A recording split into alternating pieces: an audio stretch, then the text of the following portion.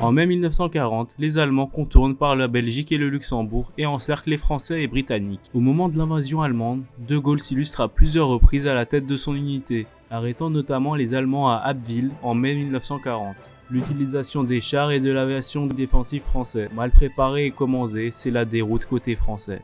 Le 6 juin, le général de Gaulle est convoqué d'urgence à Paris par le président du Conseil et ministre de la Guerre, Paul Reynaud, pour occuper dans son gouvernement le poste de sous-secrétaire d'État à la Défense nationale et à la guerre.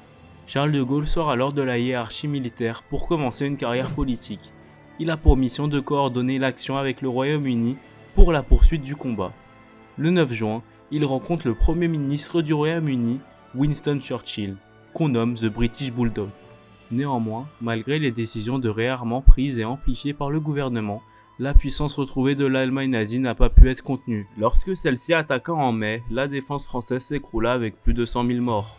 10 millions de personnes s'enfuirent sur les routes avec des maigres bagages au cours d'un épisode qu'on appela l'Exode.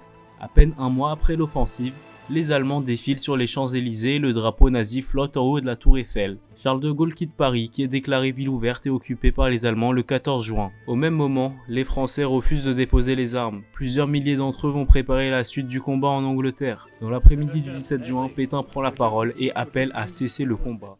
Si tu veux en apprendre davantage sur la vie de Charles de Gaulle, la vidéo complète est disponible en description de cette chaîne.